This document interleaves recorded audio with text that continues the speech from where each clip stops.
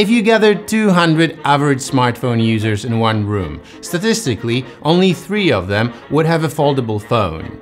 And out of these 3 people, there is a very small chance that someone would own a Motorola. The new Motorola Razr Ultra has a huge screen. Are we gonna start judging the size of the bezels on the front screen of a flip phone? I don't think so, and I'll talk about it later. The back of the phone is covered with vegan leather, which translates to English as plastic. And this phone is rated IPX8, meaning it can sit underwater for quite a while, theoretically. But when it comes to dust, the X stands for dust durability and means we will not provide you with any information on that matter. It's like an equation with X, you'll have to figure it out yourself. Actually, do not figure it out yourself. I can already tell you that while setting this phone up, you'll be informed that you should avoid exposing your phone to water or other liquids. Also, don't expose your phone to dust, sand, or tiny pieces of debris. So, if you're ever like, shit, this IP rating, I don't even know what that means, should I Google it? No, it's okay, the companies selling you the phones don't know what that means either. Side note, you have dust in your... Okay, I have dust in my pockets. And side note number 2, Samsung Z Flip 5. Is it 5? Yeah. Samsung Z Flip 5 is also rated IPX8. The front screen is covered with Gorilla Glass Victus, so it should be tough. And it should be bright as hell as well. So this is a quick comparison to the iPhone 15 Pro Max and the Pixel 8 Pro. And since we're looking at the screen, it seems smaller when no native apps are on it. It's full screen when the camera is on, it's full screen when you play this game, for example, but trying to use Spotify, any web browser, or even Maps cuts a big chunk of the screen and makes it half usable. I mean half, because using this area is a bit similar, but not the same as using the dynamic island on the iPhone. It just seems to be less dynamic.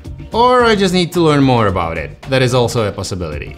Speakers are okay. One's located here, the other one on the inside. Did you notice that this is the first time I've opened this phone? Why am I not flipping the flip phone like crazy right from the start? Because Motorola suggested that I should do everything with my Razr closed. And I've been trying to, but this is painful. Would not recommend. I've been also trying to dress up my phone in this case and make a purse out of it. It looks great on me, I know. If you want to follow my suit, both the case and the belt are in the box with the phone. I'm not doing any camera tests today. The reason is obvious. The newest Z Flip from Samsung is just around the corner, and it would be only fair to compare these two, basically. This to the newest Samsung. And my educated guess is it's gonna be very hard to tell the difference, but people will try to. Another reason is, although I've been hearing that the flip phones are on the rise, I think we're talking different flip phones. The ones on the rise are the retro, vintage, old, dumb phones.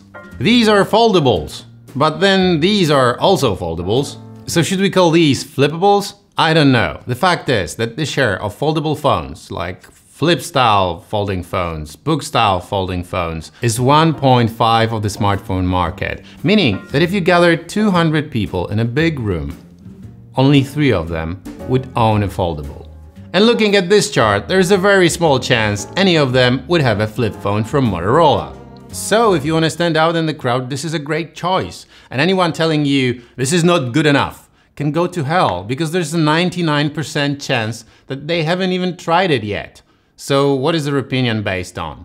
A YouTube review? Tech YouTubers are either paid or stupid. I pride myself to be the latter.